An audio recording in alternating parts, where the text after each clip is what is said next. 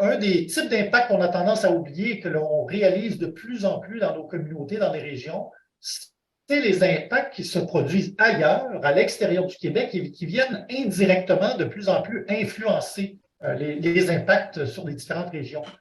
Donc ici, je donne quelques exemples avec le phénomène de migration climatique qui se sent de plus en plus au Québec, le transport maritime ou encore les bris de chaînes d'approvisionnement qui viennent aussi générer des impacts socio-économiques un peu imprévus là, au cours des dernières années, qui font monter le prix des denrées alimentaires, par exemple, et qui peuvent contribuer à l'insécurité alimentaire dans les grandes villes ou chez les populations vulnérables. Ici, c'est une image là, de la Colombie-Britannique en 2021 qui a subi beaucoup d'impacts physiques, mais aussi économiques, qui ont brisé des chaînes d'approvisionnement et qui a fait en sorte que plusieurs types de marchandises ne se rendraient plus au Québec et donc des impacts, en quelque part, souvent imprévus qui commencent à de plus en plus se réaliser au Québec. C'est dans ce contexte-là que le gouvernement du Québec, qu'Hydro-Québec, Environnement Canada et que plusieurs universités continuent à investir dans ce qu'on appelle un organisme frontière, cette organisation que l'on appelle Ouranos, qui est ni une université, ni un palier du gouvernement, et ni un acteur de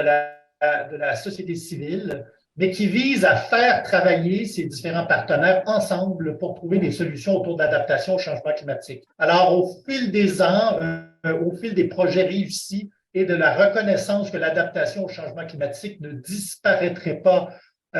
du jour au lendemain et qu'il faudrait continuer à investir, ben, ces différents partenaires là, continuent, je dirais, à travailler de façon collaborative à assez grande échelle quand même, avec en combinant les ressources de ces différents partenaires-là pour permettre à Ouranos de continuer son action. Donc, on décrit Ouranos comme une masse critique d'experts, de praticiens, même de décideurs qui vise à connecter la recherche et le développement aux besoins des usagers afin de favoriser l'innovation. Donc, on est rendu à plus de 55 employés, des budgets substantiels. On essaie de créer des effets leviers en regroupant des financements additionnels autour des projets. Et notre réseau est rendu à un réseau de plus de 450 personnes, comme illustre d'ailleurs le dernier symposium Ouranos qui avait lieu en décembre dernier, qui a regroupé environ 525 participants de toute origine pour discuter sur les enjeux d'adaptation au changement climatique. Et donc, l'objectif de l'organisme est vraiment de faire du co-développement, de la coproduction. Donc, en effet, les termes ici reviennent souvent à Ouranos et dans sa communauté.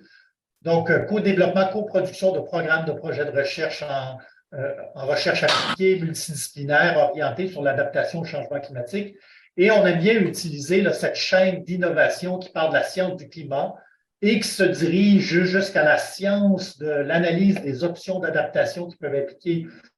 les sciences sociales, les sciences économiques, etc., pour réussir à boucler la boucle et avoir des solutions basées sur la science qui sont robustes opérationnellement. Alors, très rapidement, j'ai quelques petits exemples. Alors, Ouranos produit la modélisation régionale du climat et participe aux travaux du GIEC dans ce domaine. On a aussi développé des interfaces web de scénarios de changement climatique pour pouvoir faire de la projection et de l'anticipation à l'échelle des communautés requises,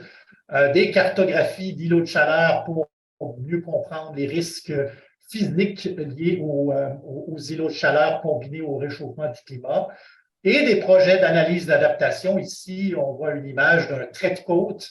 en Gaspésie, où on a fait des analyses coûts-bénéfices d'adaptation et qui ont mené à un retour à l'état naturel de la zone côtière qui était autrefois remplie d'infrastructures et de bâtiments, et donc qui ont été déplacés pour laisser place à la nature qui pourra gérer par elle-même le défi de l'adaptation au changement climatique.